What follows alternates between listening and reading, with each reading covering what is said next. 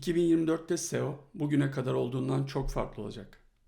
Bu videoda SEO'nun neden değişeceğine dair en önemli 5 tahmini paylaşacağım ve daha da önemlisi bu değişikliklere nasıl hazırlanabileceğimizi anlatacağım. Daha önce tanışmadıysak ben Murat Dikici, 20 yılı aşkın süredir web ve mobil ortamında yazılım üretiyorum. Multimedya yazılım şirketinin kurucusuyum. Müşterilerimiz için yazılım geliştirirken aynı zamanda SEO stratejilerini belirleyerek sitelerinin ve markalarının bilinirliğinin artırılması üzerine de çalışıyoruz. Bu da doğrudan başta Google olmak üzere arama motorlarının algoritmalarını yakından takip etmemizi ve algoritma değişikliklerinin sonuçlarına hızlı müdahale etmemizi gerektiriyor. Gördüklerime dayanarak internetin yakın bir zamanda Stranger Things filmindeki gibi tersine döneceğini söyleyebilirim. İnternet tuhaf bir hal alacak. Bu videoda Google SGE hakkında konuşacağım ve Google'ın AI kullanarak soruları yanıtlamak için web sitelerinin trafiğini çalmak üzere nasıl bir plan yaptığını tartışacağız. Web yöneticilerinin bu trafik kaybına karşı nasıl mücadele edeceğini ve bunun interneti nasıl değiştireceği konusunu ele alacağız. Backlinklerin önemi nasıl değişecek? Parazit SEO ve Outlook India gibi sitelerin en üst sıraları nasıl ele geçireceği. Son olarak da 2024'te Google'ın yardımcı içerik güncellemesinin web sitenizi nasıl etkileyeceğinden bahsedeceğim. 2024'te SEO'nun yönü büyük ölçüde değişecek. Bu yılın öngörülerine göre özellikle Google'ın SGE yani arama üretken deneyim ve AI içeriği üretimi gibi faktörler web sitesi sahiplerinin stratejilerini gözden geçirmelerini gerektirecek. Bu videoda gelecek değişikliklere nasıl hazırlanabileceğimizi anlatacağım. Öncelikle 2024'te Google'ın SGE ile arama sorgularına nasıl cevap vereceğini ve bu durumun SEO endüstrisini nasıl etkileyeceğini ele alalım. Kullanıcılar bir soru sorduğunda tipik olarak bir web sitesi listesi görmek yerine SGE kutusu bu soruya cevap üretecek. Bu durum web sitesi oluşturanlar için iyi bir haber değil. Eğer kullanıcılar cevaplarını AI'den alıyorsa bu cevapları web sitelerinde bulma ihtiyacının olmadığı anlamına gelir. Bu da web sitelerinde daha az trafik, daha az reklam gelir ve daha az dönüşüm anlamına gelir. Bu durum SEO endüstrisini tamamen alt üst edebilir. Ancak bu durumu abartmamak önemli. SGE'nin benimsenme seviyesi SEO kıyamet tellallarının öngördüğü kadar yüksek olmayacak. İlk aşamada en azından. İlk olarak bu sistemin yavaş olması büyük bir sorun. Kullanıcı bir şey aradığında AI sonuçlarına ulaşması yaklaşık 8 saniye sürüyor. Bu insanların anında sonuçlar istemesi nedeniyle çok yavaş. Ancak zamanla bu hızlanacaktır. Birçok durumda insanlar bir soruya AI'den cevap almak istemiyor. Örneğin bir aile gezisi planlıyorsanız ve Abant'taki en iyi 3 restoranı öğrenmek istiyorsanız bunu bir yemek blogundan almak istersiniz. Çünkü AI yemek yemiyor bildiğiniz gibi. Dolayısıyla AI'ın insanlardan gelen bilgiyi değerli bulması muhtemeldir ve bu da web sitelerine olan talebi sürdürecektir. AI içerik yönetimi konusunda önemli bir değişiklik yaşanacak. 2023'te insan içerik endüstrisi zaten büyük bir değişim geçirdi. AI içerikler nedeniyle gelirler hızla azaldı. Çünkü internet ortamında çok fazla AI tarafından oluşturulmuş içerik var. Buna bağlı olarak içerik ajansları ve niş web sitesi oluşturucuları iflas etti. Google AI içeriğini kabul etti ve bu nedenle AI içeriğiniz için sizi cezalandırmayacağını duyurdu. Önceki insanlar tarafından insanlar için yazılmış yardımcı içerik açıklamaları şimdi insanlar için oluşturulmuş yardımcı içerik olarak değiştirdi.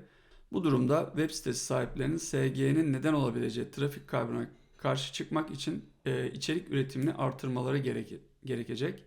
AI maliyeti düşük ve hızlı bir şekilde çok sayıda makale üretebilecek bir araç olduğu için tercih edilecek. Google algoritmalarının günümüzde konu otoritesini sevdiği göz önüne alındığında belirli bir konuda 300 makaleye sahip olmanın 10 mükemmel makaleye sahip olmaktan çok daha güçlü olduğunu unutmamak önemlidir. Bu nedenle AI hızlı ve maliyet etkili bir şekilde bu makaleleri üretebilmek için kilit bir rol oynayacaktır. Bu değişikliklere rağmen bu AI içeriği akışına karşı büyük bir tepki olacak. AI mevcut makaleyi kopyalayıp temelde yeniden yazdığı için Google'ın bilgi kazanımlarını ödüllendirmeye başlaması gerektiğini düşünüyorum. Yani içeriğinize diğer makalelerin kapsamadığı yeni bir şey eklediğinizde sıralamanızın artırılması gerekiyor. Bu konuda adımlar atmaya başlamış gibi görünüyorlar. Örneğin son yardımcı içerik güncellemesinden sonra Reddit ve Quora gibi sitelerin büyük bir trafiğe ulaşması, özgün bakış açısının bu içeriğin ana çekiciliği olduğunu gösteriyor. Buna rağmen backlinklerin önemi 2024'te günümüzden daha da artacak. Google backlinklerin artık en üst 3 sıralama faktöründe olmadığını söylese de backlinklerin hala internetin belirleyicisi olduğunu gözlemlemek mümkün. Bu durumun arkasında yatan neden para. Google'ın bilgi çıkarmasının maliyeti çok yüksek. Her arama yaptığınızda Google'a yaklaşık 0,3 sente mal oluyor ve günde 8,5 milyar arama olduğunu düşünün. Bu Google'ın EAT yani uzmanlık, deneyim, yetkililik ve güven gibi karmaşık bir AI sistemini uygulamak yerine backlink kullanmayı tercih etmesinin bir nedeni. Google'ın EAT'yi belirleme maliyeti oldukça düşük olduğu için backlinkler hala deneyim, uzmanlık ve güven göstergesi olarak kalmaktadır. Bu nedenle 2024'te backlinklerin öneminin azalacağını düşünmüyorum. Google SGE ile kendi gelir modelini riske atmış olsa bile masraflarını artırmayacak.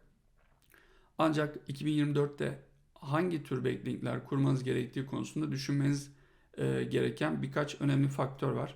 Şu anda backlink kullanıyorsanız bu alanda çeşitlendirmeye odaklanmanız önemli. Çeşitlendirmeden kastım sosyal medya siteleri, içerik siteleri, videolar gibi farklı medya türlerinden backlink almalısınız. Tek bir kanala odaklanmamalısınız ki ileride Google algoritması değiştiğinde etkileşimi en aza indirin. Parazit SEO Google tarafından düzenlenecek, düzeltilecek veya zayıflatılacak. Bu durum Outlook India gibi sitelerin en üst sıraları ele geçirmesi ve genellikle içeriği barındırmayan bu sitelerin etkileşimlerini azaltması nedeniyle gerçekleşiyor. Google bu tür sitelerin genellikle EAT'yi göstermediğini ve içeriği hakkında yeterli bilgi sağlamadığını düşündüğü için bu konuda önlem almaya karar verdi. Bu içerikte deneyim, uzmanlık ve güvenin gösterilmesinin önemli olduğu bir döneme doğru bir hareket gibi görünüyor. Parazit SEO yapanlar için 2024'te çeşitlendirmeyi düşünmek önemli olabilir. Son olarak 2024'te Google güncellemelerinden kaynaklanan cezalardan kurtulma ve bunlardan kaçınma konusunda daha iyi bir kontrol sağlanacak. 2023'ün zor bir yıl olduğunu biliyorum. Ancak Google'ın yardımcı içerik güncellemesi ve spam güncellemesi gibi güncellemelerin ardı ardına gelmesine rağmen Google'ın sürekli olarak çalışan bir sınıflandırıcıya sahip olduğunu belirtmeleri olumlu bir gelişme. Bu ne demek? Bu sitenizi bugün düzeltirseniz yarın iyileşme gösterebileceğiniz anlamına geliyor. Geri bildirim döngüsü düzeltmelerinizden sonuç almak için artık daha önce olduğundan daha da hızlı. Herhangi bir teorinizin gerçek olup olmadığını görmek için aylarca beklemenize gerek yok artık. Günler içinde sonuç alabilirsiniz. Özetle 2024'te SEO dünyası büyük değişikliklere hazırlıklı olmalıdır. Google'ın AI ile arama sorgularına yanıt verme yaklaşımı, içerik üretiminde AI'ın daha fazla kullanımı, backlinklerin öneminin devam etmesi ve parazit SEO'nun düzenlenmesi beklenebilecek gelişmeler arasında. Bu değişikliklere adapte olmak ve başarı için stratejileri güncellemek, web sitesi sahipleri ve SEO uzmanları için hayati önem taşımaktadır. Bu önemli değişikliklere karşı adım adım hazırlanmak için benimle birlikte kalın. Yeni gelişmelerden haberdar olmak ve SEO dünyasındaki değişimleri yakından takip etmek için kanalıma abone olmayı unutmayın. Sonraki videoda görüşmek dileğiyle. Hoşçakalın.